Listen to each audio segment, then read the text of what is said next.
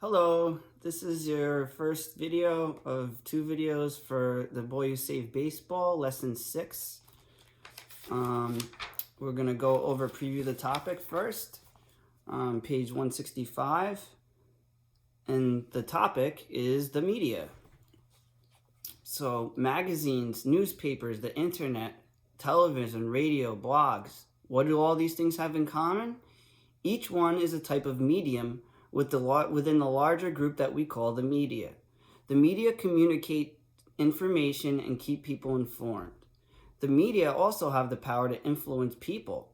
When you listen to the media's points of view, you should also consider your own thoughts and feelings. In The Boy Who Saved Baseball, you'll learn about media attention surrounding a small town baseball game and about one boy's thoughts and feelings about that game.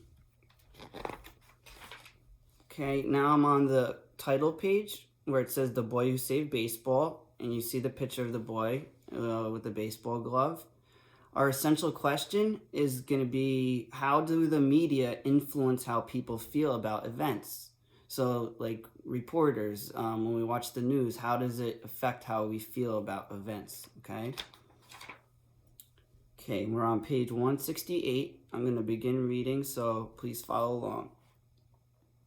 Local landowner Doc Altenheimer has promised his neighbors in Dillontown that he won't sell his land to a group of developers headed by Alabaster Jones on one condition.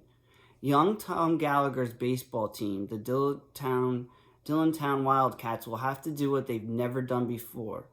Beat that all-star team from the camp down Lakeview Mesa.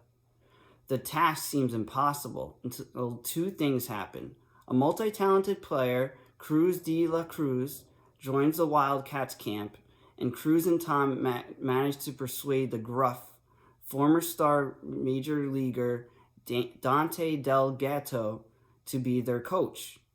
Over just a week, the team has grown in confidence and ability.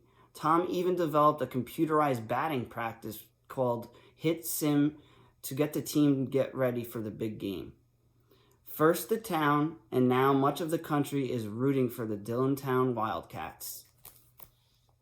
By now, droves of reporters and photographers and television crews roamed the grounds. The dirt roadway cutting through Doc's land and heading to the ballpark was jammed both sides with satellite trucks, microwave trucks, radio vans, and SUVs. All around the ball field, news crews set up lawn chairs, coolers, tripods, and umbrellas. Some of the townspeople showed up with cookies and ice-cold lemonberry tea for the press, serving a few options to get them as well. After he'd finished hitting, Tom heard one Los Angeles newscaster begin his interview with Mrs. Gleason by saying, "Folks, something phenomenal is happening in America today. There are more baseball games across the nation tonight than people have seen in years. From little hamlets like this one to the last weed-filled vacant lot cities everywhere, the Wild West showdown with flavor of this big game has just fired up interest and imaginations all over this land.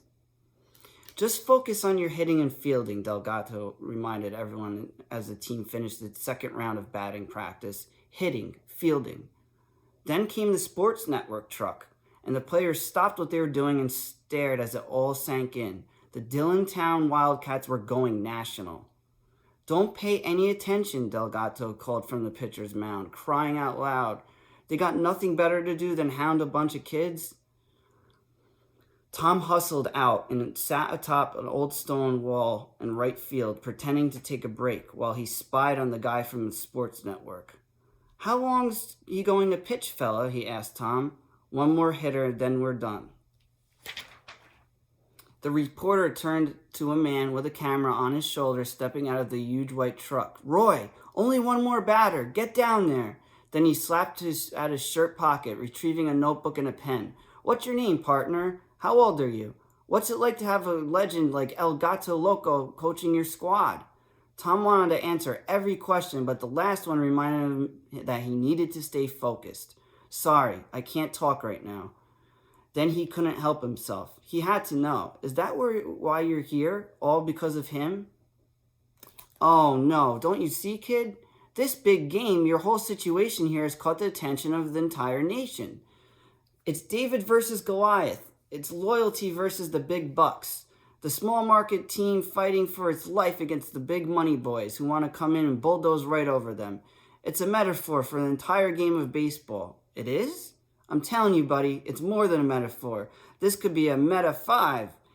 With that, he stabbed the pen back into his pocket, folded the notebook, and ran toward the cameraman, followed by another guy wrapped in headgear and holding a furry microphone on the pole. Luckily for the reporter and for everyone in the stands, the last batter was Cruz, because he put on a show. "Ramon," he called out, "this one's for you." On the next pitch, he served up a low line into the left field, 2 steps to the right of Ramon. "Maria, get ready," he yelled. And the next one, a sharp ground ball sizzled the first baseline. Maria snagged it on a short hop. The crowd wooed how easily she made the play. By the time Cruz called Tom's name and sent him deep against the right field wall, hoots and whistles ripped out of the stands for both hitter and fielder. More than that, between pitches, Tom now heard a definite buzz of surprise, of discovery and awe. "What you're feeding him for breakfast, Gallagher? A box of Wheaties and a pound of nails?" Every hitter had done well that day, better than usual. The fielders had all displayed fundamental improvement even over yesterday. But Cruz's show was the full flare in finesse. He could not miss.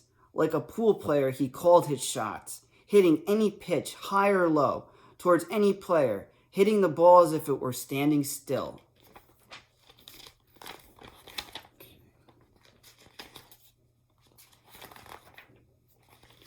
Finally, the awesome display seemed to be sinking into the minds of the fans in the stands, particularly those like Doc, who had been there since Monday. The ballpark became a canyon of quiet, save for Cruz's roll call and the slap of a ball on his Maplewood bat. "Frankie, turn 2. Frankie charged the hot grounder, stabbed it, tossed it to Tara at second, who relayed it to Maria at first. Smooth as a moldy chocolate. Again, the crowd called out its admiration. Tom felt giddy lightheadedness as he watched. For the first time, he felt happy to be here. Tara, running back to second, smiled and gave him thumbs up. At the end of practice, the low voices in the dugout and the serious looks of quiet confidence on the faces of other players only convinced Tom's suspicions that they felt it too. "We've got half a chance," said Ramon. "Yeah," added Rachel. There it was. The team's 2 quietest players had spoken the words no one else dared to say. "Grab all your stuff," Delgado growled, bringing a bucket of balls from the mound. "We're going to jog out of here. And if those reporters come swarming around, well, you know the drill." The players rose and filed out of the dugout. They started through the crowd and back to the camp, except for one. Tom lingered behind, sitting alone on the old pine bench. He wanted to savor the thrill of this moment. He wanted to allow everything that had happened to sink in. He let his thoughts fly loose, like leaves in the wind, like sagebrush whizzing past his face as he ran through the hillside chaparral. Then he reached for the sports bag next to his feet, pulled out his dream sketcher, and began to write.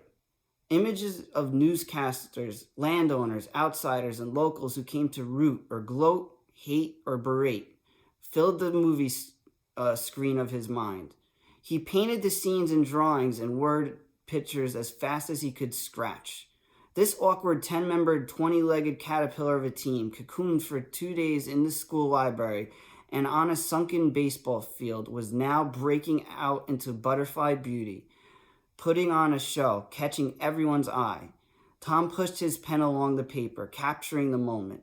He could still hear the roar, the drum beats. He could hear footsteps. He looked up. There stood Alabaster Jones. "Well, Tom Gallagher," he said, "just the man I'm looking for." He descended the dugout steps. "You boys must think you're pretty smart."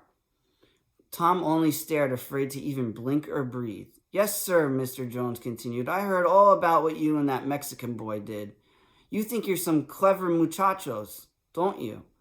Tom managed to managed a slight shrug. Mr. Jones stepped closer, lowering his face into Tom's, and grabbed the neck of his t-shirt. You ride off and bring back that no-good disgrace of a human being to coach this team of miserable misfits? Get him to show you a little something about hitting, huh? Speak up. Mr. Delgado is not a disgrace. He is a lot of grace. The man twisted his fists, tightening Tom's shirt around his neck. Shut up. Now I'm only saying this once, so listen good. If by hocus or by pocus you'll happen to win tomorrow and this land deal falls through, you will sincerely regret it. I have associates in this town who promise me they will personally shut down Scrub Oak Community School, fire the staff, and make all you kids hike up, down, and back each day to that Lakeview Mesa school if things don't go as planned. And why would we do that? Simple lack of funds, my boy. It's big tax dollars you kids are playing with. Big money all around. Do you understand? He did. Instantly, Tom could see the whole chain of events, like dominoes falling, whap slap into each other. Either the Wildcats lose tomorrow, or Tom's parents lose their jobs. Then maybe even their home. Compared to that, a few houses up on the hill didn't seem so bad. Mr. Jones must have read the understanding on Tom's face. He let go of his shirt and smiled. Good, he said, because I could cause you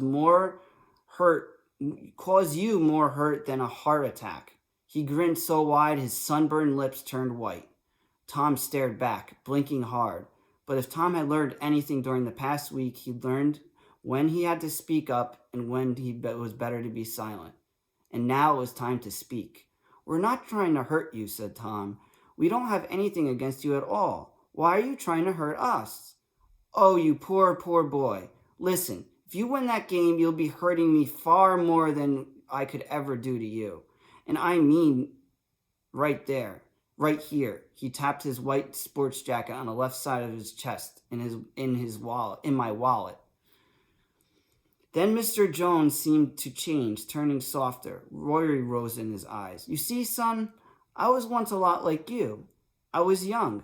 I had stars in my eyes. But you don't understand that this game of life, money wins. I'm sorry. What you don't understand is that in the game of life, money wins. Brains can only take you so far.